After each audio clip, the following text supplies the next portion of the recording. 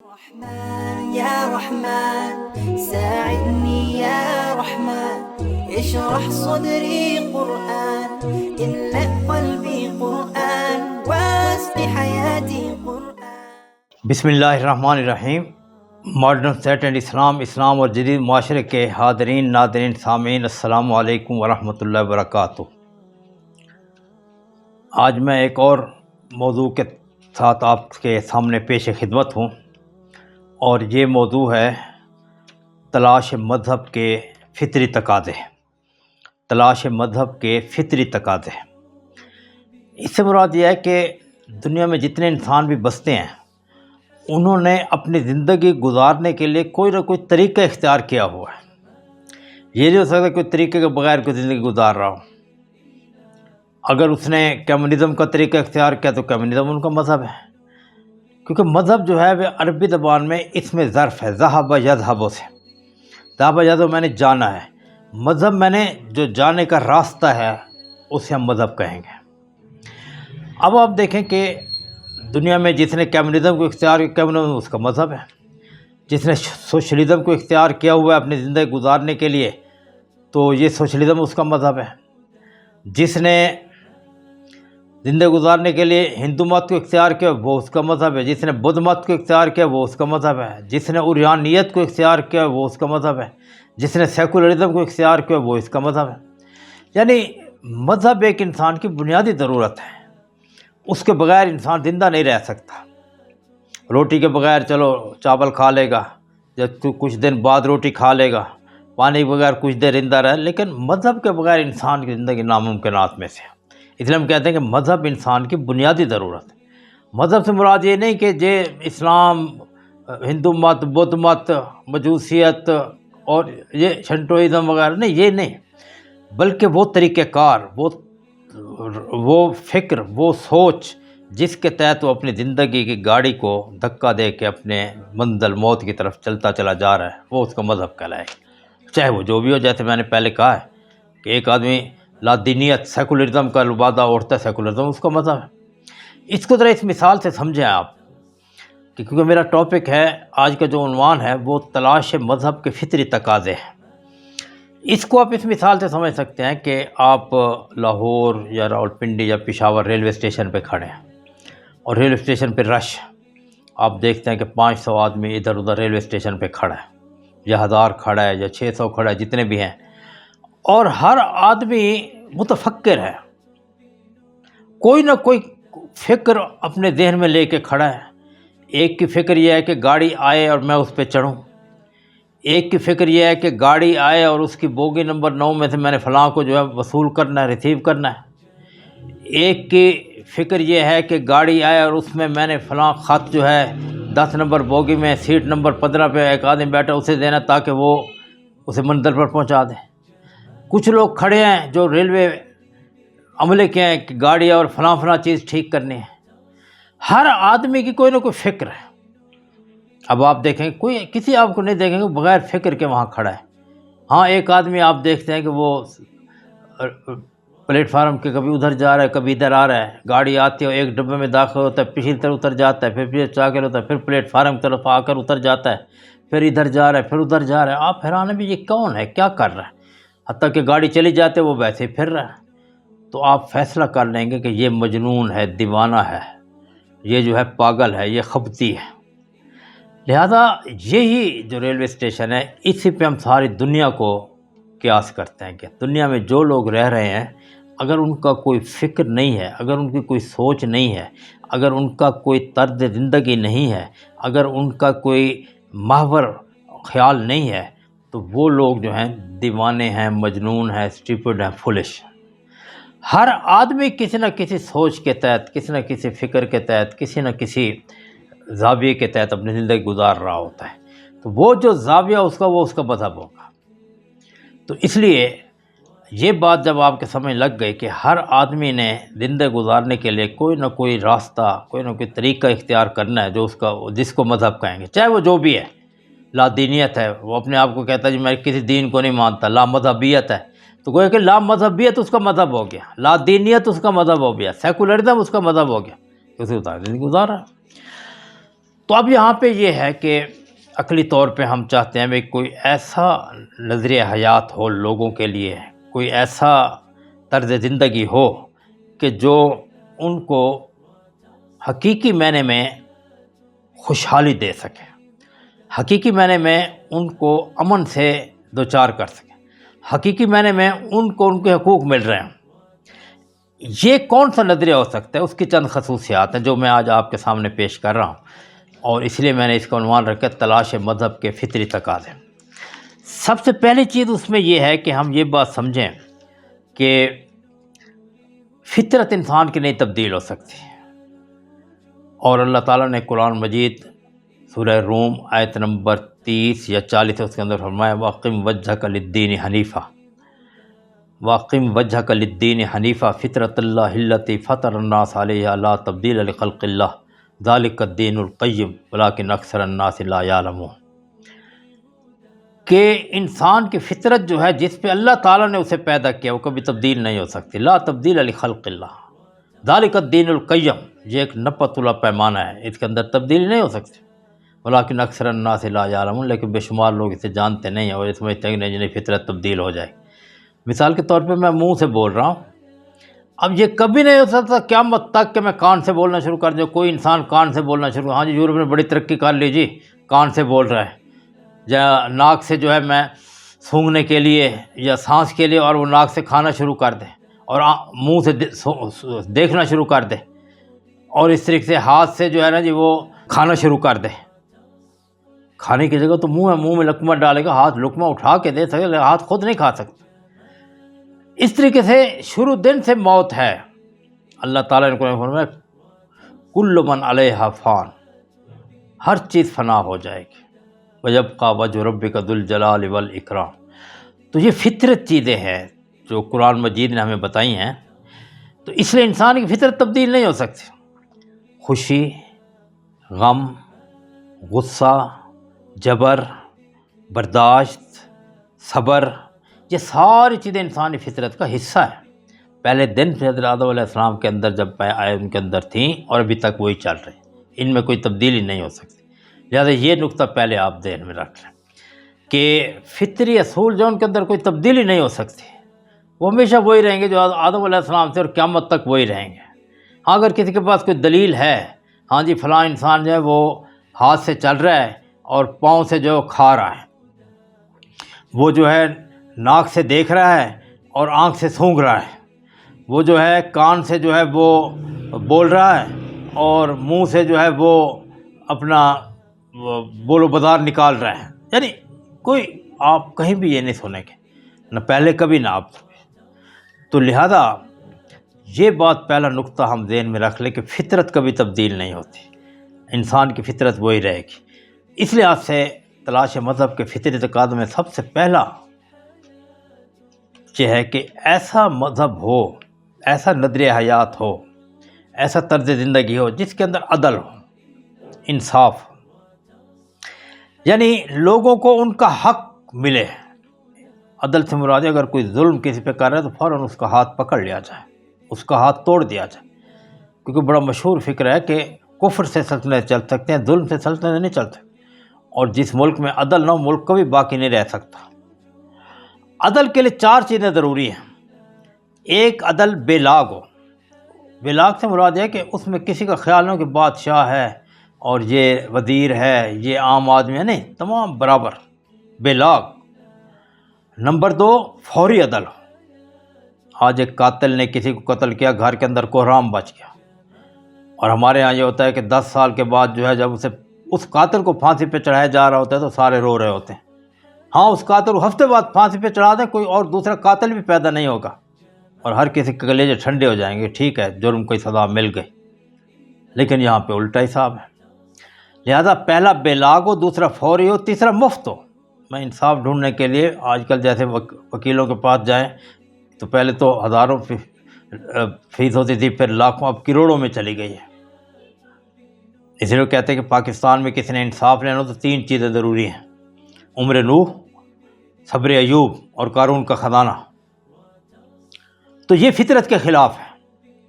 لہذا پہلا جو خصوصیت تقاضا جو ہے مذہب میں جو میں تلاش کروں گا وہ یہ ہو کہ اس کے اندر عدل و انصاف ہو۔ اور عدل و انصاف 4 چیزیں ہیں۔ ایک میں نے آپ کو بتایا کہ بے لاگ ہو، فوری ہو اور مفت ہو، اور چوتھی چیز یہ ہے کہ دہلیز پر ہو۔ اب میرے گھر کے باہر کسی نے میرے ساتھ زیادتی کی ہے تو وہیں فوراً ہی اس کو پکڑ کے وہیں دہلیز پہ جو ہے سزا دے دی جائے۔ تو پہلی خوبی یہ اس نظریہ حیات میں، جس کو ہم مذہب کہہ دیں، دین کہہ دیں، ازم کہہ دیں، بدھ مت کہہ دیں، ہندو مت، جو بھی کہے، اس کے اندر یہ خصوصیت، جس طرز حیات میں یہ خصوصیت ہوگی مذہب میں، وہ سمجھیں فطری تقاضا ہمارا پورا کر رہا ہے۔ دوسری بات جو اس کے اندر ہو وہ یہ ہو کہ وہ بنی نوع انسان کی تکریم ہو، انسان اس کے اندر مکرم ہو، انسان اس کے اندر بزرگ ہو، سب سے زیادہ، کیونکہ انسان مسجود ملائک ہے، ملائکہ نے اس کے آگے سجدے کیے ہوئے ہیں۔ یہ نہ ہو کہ انسان جو ہے باقی تمام مخلوقات سے بھی بدتر ہو، یہ نہیں، وہ پھر ایسا نظریہ ہونا چاہیے، ایسا مذہب جو انسان کو بلندی عطا کرے، اور کیونکہ انسان بلند ہے، انسان سے بڑھ کر کوئی چیز بلند نہیں ہے۔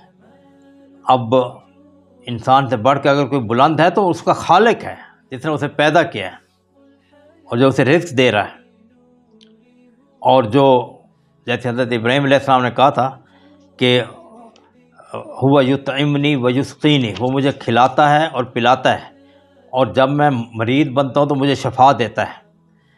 پھر صرف وہی بلند ہو اور کوئی بلند نہ ہو۔ یہ نہ ہو کہ میں نے اپنے ہاتھ سے ایک پتھر کا بت بنایا اور اس کے آگے سجدہ کر اس سے مانگ رہا ہوں، یہ کیا بات ہو گئی؟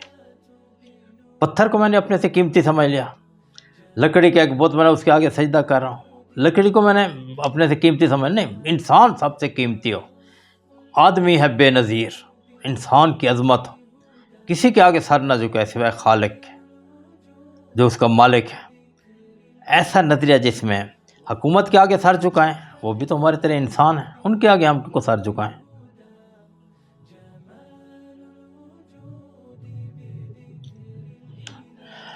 تو اس طریقے سے یعنی ایسا نظریہ، ایسا مذہب جس میں انسان سب سے بلند تر، ہاں اس کے اوپر ایک ذات ہو جیسا میں کہ وہ بلند تر ہو سکتی ہے، فرشتے اس سے بلند تر نہیں ہیں، جنات اس سے بلند تر نہیں ہیں، حجر و شجر اس سے بلند تر نہ ہو، انسان کی تکریم ہو اس مذہب کے اندر، وہ انسان سب سے بلند تر۔ اور تیسری چیز یہ ہے کہ اس مذہب میں مساوات انسانیت ہو، سارے انسان برابر ہو، یہ نہ ہو کہ کسی کا خون گاڑھا ہے، کسی کا خون پتلا ہے، یہ برہمن ہے اس کے سارے حقوق ہیں، شودر کے کوئی حقوق نہیں ہے، کھچڑی کے کوئی حقوق نہیں ہے۔ بنی نوع انسان کو عزت کے لحاظ سے مختلف حصے میں بانٹ کے کسی کو ذلیل کر دینا اور کسی کو عزت دار کر دینا، اس قسم کا مذہب قبول نہیں ہے، اس قسم کا دین، اس قسم کا نظریہ، اس قسم نہیں۔ اس کے اندر مساوات انسانیت ہو، میں نے کہا تکریم انسانیت، پھر مساوات انسانیت، سارے انسان برابر ہو۔ رسول اکرم صلی اللہ علیہ وسلم نے فرمایا الناس سواسیۃ کاشنان المشط، انسان جو ہے وہ کنگھی کے دندانوں کی مانند برابر ہیں۔ دیکھیں یہ کنگھی ہے، اس کے دندانے سارے برابر ہیں، اگر اس کے دندانوں کو کھاڑ دو تو یہ کنگھی نہیں کر سکے گی۔ لہذا کسی کا خون گاڑھا، کسی کا خون پتلا نہ، کوئی برہمن ہے، کوئی یہ نہیں، یہ یورپین ہے اور یہ جو ہے خدا کا بیٹا ہے، ابن اللہ ہے، اور یہ جو ہے اعلیٰ ذات کا ہے، نہیں، اس قسم کی چیزیں اس کے اندر نہیں ہونی چاہیے۔ تو ایسا دین، ایسا مسجد، 3 خصوصیتیں ہوں۔ اب آپ دیکھیں کہ عیسائیت کے اندر ہم دیکھتے ہیں کہ جو پوپ اعظم ہے یہ ہمیشہ یورپ سے ہوگا، یورپ کے لوگ باقی تمام علاقوں کے لوگوں پہ ان کی فوقیت ہے۔ خداوند یسوع مسیح کی اولاد میں سے آج تک غیر یورپین کوئی پوپ نہیں بنا، اور میں دعوے سے کہہ رہا ہوں قیامت تک کوئی نہیں بنے گا، کیونکہ وہ یورپین کے خون کو گاڑھا سمجھتے ہیں، باقیوں خون کو پتلا سمجھتے ہیں۔ زیادہ دور مت جائیں، یہ میں اسلام آباد میں بیٹھا ہوں، یہاں میرے گھر سے 5 کلومیٹر دور سی ایم ایچ ہے، سی ایم ایچ کے ساتھ ایک قبرستان ہے، اسے کہتے ہیں گورا قبرستان، یعنی جو گورے عیسائی تھے ان کا قبرستان علیحدہ ہے، جو کالے عیسائی ہیں ان کا علیحدہ ہے۔ ان کو گوروں کو تکریم حاصل ہے کالوں پہ، وہ یورپ ہے، تو اس قسم کا نہ ہو کہ ہندوستان میں پیدا ہوا لہٰذا یہ عظیم ہو گیا، امریکہ میں پیدا ہوا، نہیں، یہ نہ ہو۔ تو لہذا بنیادی طور پہ یہ 3 چیزیں ہونی چاہیے کہ ایک تو اس نظریے کے اندر عدل ہو، اور دوسرا انسانیت کی تکریم ہو، اور تیسرا اس کے اندر یہ چیز ہو کہ مساوات انسانی ہو۔ کوئی ابن اللہ نہیں ہے، کوئی خود۔ اب آپ دیکھیں کہ مصر کی عورتیں جو تھیں، سورہ یوسف کو آپ مطالعہ کریں قرآن مجید میں، تو انہوں نے حضرت یوسف علیہ السلام کے جب حسن کو دیکھا تو کہا یہ تو انسان نہیں ہے، یہ تو فرشتہ ہے، ما ھذا بشر ان ھذا الا ملک کریم، یہ تو بڑی کرامت والا فرشتہ ہے، کیونکہ انسان حسین نہیں ہو سکتا، حسن کی وجہ سے وہ فرشتہ اور انسانیت سے نکال دیا۔ لہذا ایسا نظریہ، ایسا طرز حیات، ایسا طرز فکر اور ایسا مذہب، ایسا دین، ایسے خیالات جو انسان پر غلبہ عطا کرے، مساوات انسانی کے خلاف ہو، وہ مجھے نہیں چاہیے۔ یہ فطری اصول ہیں۔ تو تلاش مذہب کے فطری اصول، جس کے اندر جس مذہب میں یہ چیزیں ہوں گی میں اسے قبول کروں گا، چاہے اسلام میں ہو، چاہے ہندو مت میں ہو، چاہے بدھ مت میں، یہ مطالعہ آپ نے کرنا ہے۔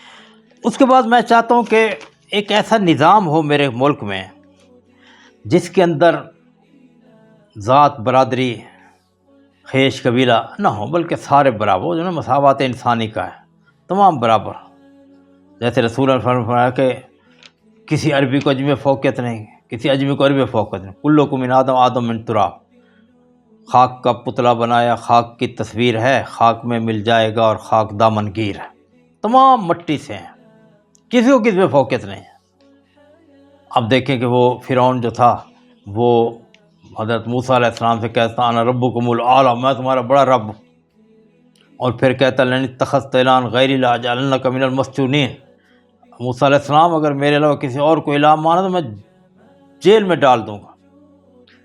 اور جب بحر کلدم میں 2 من پانی کی لہر اس کے اوپر آئی تو اس کو پتہ ختم ہو گیا، اب اس کو پتہ نہیں تھا میں فرعون ہوں، میں انا ربکم، کہاں ربوبیت کہاں گئی؟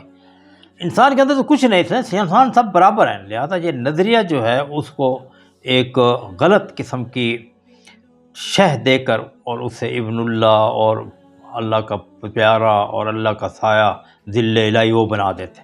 لہذا ایسا نظریہ مجھے نہیں چاہیے۔ ایسا نظریہ ہو جس کے اندر ذات، برادری، قوم، قبیلہ اور اس کے بعد باقی تمام جتنی بھی چیزیں ہیں، وہ خطہ، علاقہ، ملک، ان تمام چیزوں سے بالا تر ہو کر وہ صرف انسان کو بڑا سمجھے۔ رنگ و خوں، قوم، وطن، پیٹ ہے توہین بشر، میرے انسان تجھے انسان بھی بنانا ہے مجھے۔ انسان کو عظمت دے، وہ جو ہے نظام مجھے قبول ہوگا۔ پہلی 3 چیزیں میں نے آپ کے سامنے رکھ دی ہیں، وہ نظریہ، پھر نظریے کے ساتھ ایک نظام ہمارے وجود میں آئے گا۔ دوسری چیز یہ ہے کہ وہ جامع ہو۔ جامع سے مراد یہ ہے کہ میں صبح اٹھتا ہوں، زندگی کی ہم 2 اکائیاں کرتے ہیں، ایک بڑی اکائی، ایک چھوٹی اکائی۔ ماں کے پیٹ سے نکل کر قبر کے پیٹ میں جانے تک ایک اکائی ہے، یہ بڑی اکائی ہے۔ چھوٹی اکائی صبح اٹھ کر شام کو سونے تک چھوٹی اکائی ہے۔ جب میں شام کو سو جاؤں گا تو گویا کہ سویا مویا ایک برابر۔ ہم اس لیے مثال دیتے ہیں، قبر کے اندر جب آدمی پر کوئی عذاب ہو رہا ہو یا اس پہ اوپر کوئی اللہ تعالیٰ کی رحمت نازل ہو رہے ہیں تو میت جو پڑی ہے گھر کے اندر اس کے اوپر، تو گھر والوں کو تو نہیں پتہ چلتا۔ یہی صورتحال سوئے ہوئے کے آدمی ہوتی ہے، جب وہ سویا ہوتا ہے تو اس کے جو کچھ ہو رہا ہوتا ہے برداشت کر رہا ہوتا ہے اندر، اور بڑا پریشان ہوتا ہے یا بڑا خوش ہوتا ہے، لیکن باہر والوں کو تو کوئی پتہ نہیں چل رہا ہوتا۔ لہذا صبح اٹھنے سے وہ مجھے ہدایات دینا شروع کرے، وہ نظریہ کہ اب تم نے صبح اٹھنا کیا ہے۔ جیسے علامہ اقبال رحمۃ اللہ علیہ نے فرمایا کہ وہ سحر جس سے لرزتا ہے شبستان وجود، ہوتی ہے بندہ مومن کی اذان سے پیدا۔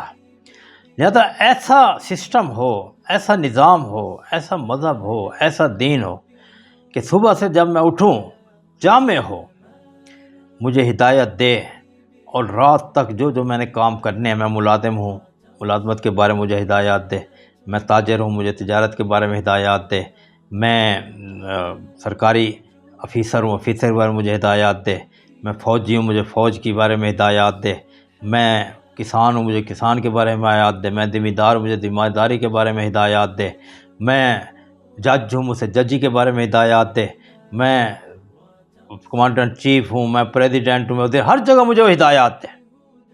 یہ لوگ کہیں جا کے اس کی ہدایت ختم ہو جائے، اچھا آپ یہاں جو آپ کی مرضی ہے کریں، نہیں یہ نہیں، پھر تو وہ بہترین مذہب نہ ہوا۔ یہ ہے میں تلاش مذہب کے فطری تقاضے آپ کے ہر جگہ جامع ہو، اس سے مراد یہ ہے کہ وہ جامع ہو اور اس کے اندر ہر مقام پہ ہدایات موجود ہوں۔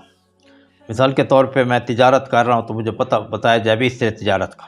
صنعت کار ہے، صنعت کار نے مزدور رکھنے ہیں، اسے ہدایات دے بھئی مزدور کیسے رکھنے ہیں اور اس کی مزدوری کیسے دینی ہے۔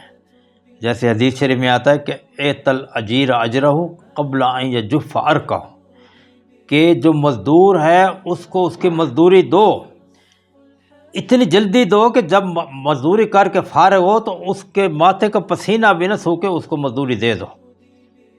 اب دیکھیں کتنی زبردست حدیث ہے، اور اس سے یہ بھی پتہ لگتا ہے مزدور کون ہے، جو محنت اتنی کرے کہ پسینہ آ جائے اسے، نکھٹو نہ ہو، حرام کی نہ کھائے۔ اب یہ میں چند مثالیں دے رہا ہوں کہ ایسا نظام ہو جس کے اندر جامعیت ہو، ہر جگہ وہ مجھے ہدایات دے رہا ہوں، میں نے بیوی سے کیسا سلوک کرنا ہے، بچوں سے کیسے سلوک کرنا ہے، اپنے سسرال سے کیسے سلوک کرنا ہے، ماں باپ سے کیسے سلوک کرنا ہے، بہن بھائی سے کیسے سلوک کرنا ہے، دوست و احباب کیسے سلوک کرنا ہے، اور مزید ہر جگہ۔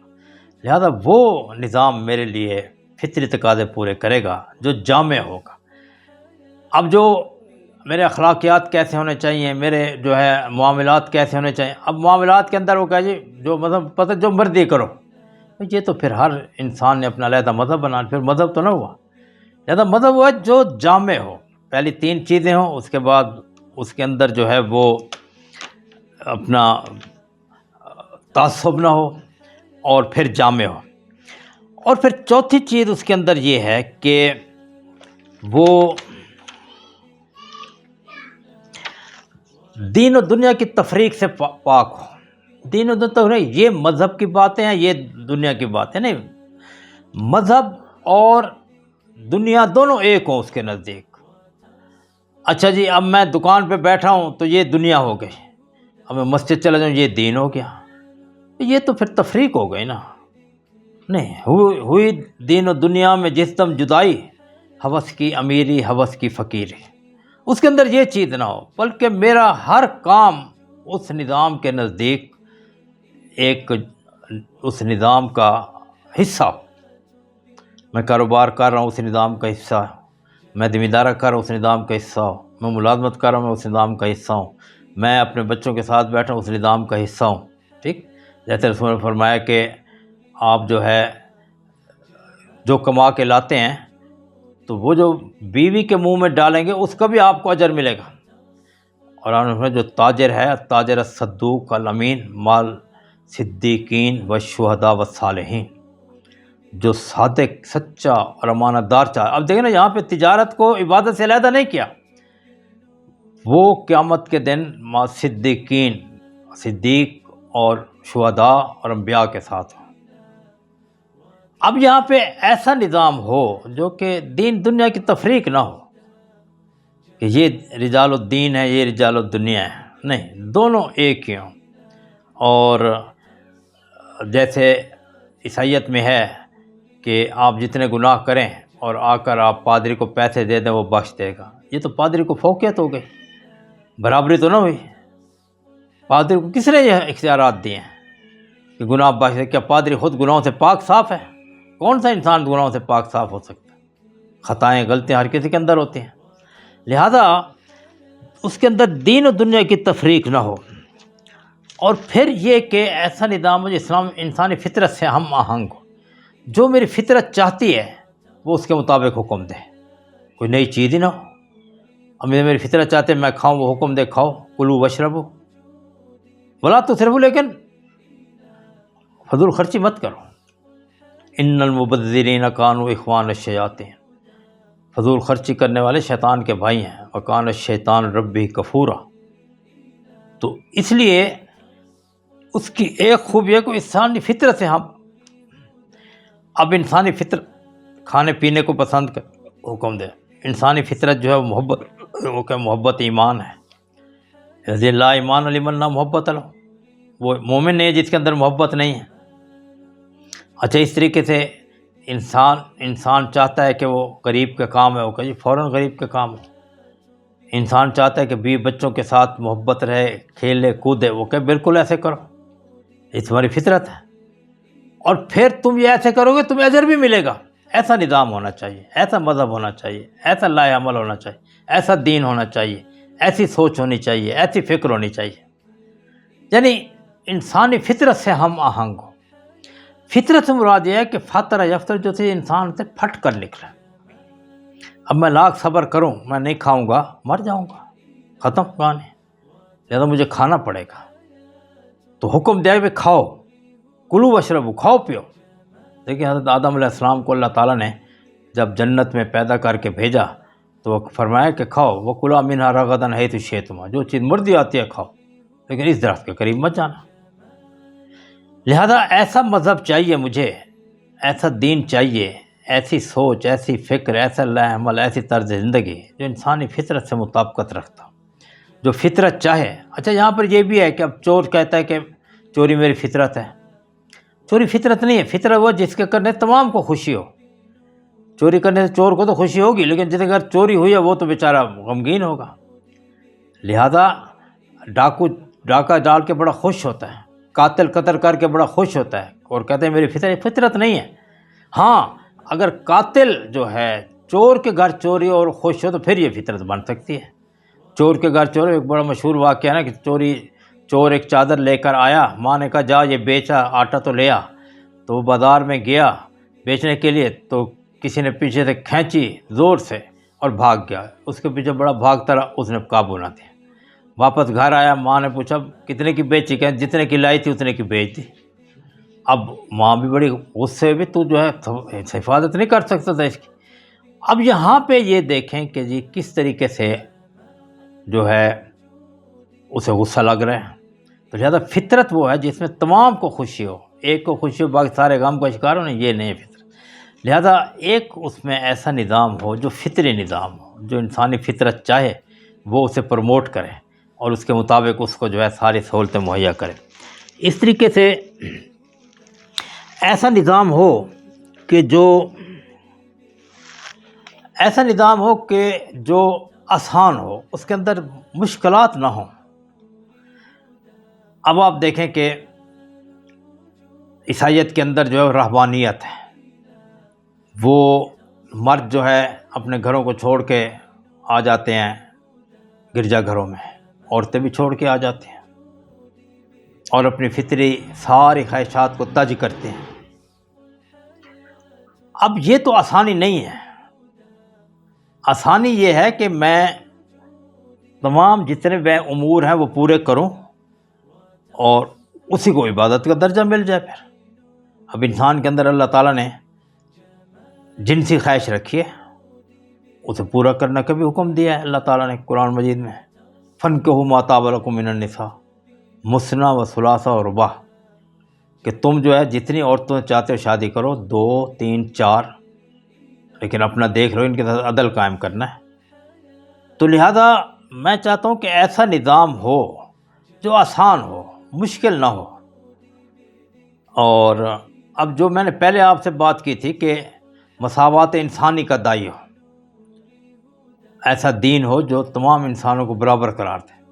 اب میں اس دن پڑھ رہا تھا کہ حضرت معین الدین چشتی اجمیری رحمۃ اللہ جب اجمیر میں تشریف لائے تو اجمیر کا ایک بہت بڑا مندر تھا، اس مندر کے ساتھ ایک بہت بڑا تالاب تھا۔ اس تالاب میں صرف شہزادیاں، شہزادے اور راجے اور رانیاں نہا سکتے تھے، عام آدمی اس کے اندر نہیں نہا سکتا تھا، کیونکہ عام آدمی کا خون پتلا ہے، ان کا خون گاڑھا ہے۔ تو لہذا یہ ہے کہ اس کے اندر آسانی ہو، ایسا مذہب ہو کہ جس کے اندر آپ نے اگر کوئی دنیاوی کام کرنا ہے وہ مشکل ہو جائے، دینی کام کرنا ہے وہ مشکل نہیں، ہر چیز آسان ہو، کوئی مشکل نہ ہو۔ تو لہذا ایک چیز تو یہ ہے کہ ایسا نظام ہو جو آسانیوں سے بھرپور ہو۔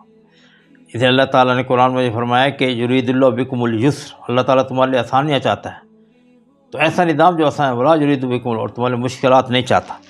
اور آخری چیز جو یہ ہے کہ اس کے جتنے بھی احکام ہو وہ عقل سے مطابقت رکھتے ہوں، کیونکہ عقل بھی ایک معیار ہے۔ اگر ہمارا جتنا بھی احکام ہے وہ عقل سے مطابقت نہیں رکھتے تو اس کا مطلب ہے انسان ایک بے عقل مخلوق ہے۔ اب اسلام نے حکم دیا نماز پڑھو، نماز کیونکہ عقلی دلائل تو ہوں گے نا جی۔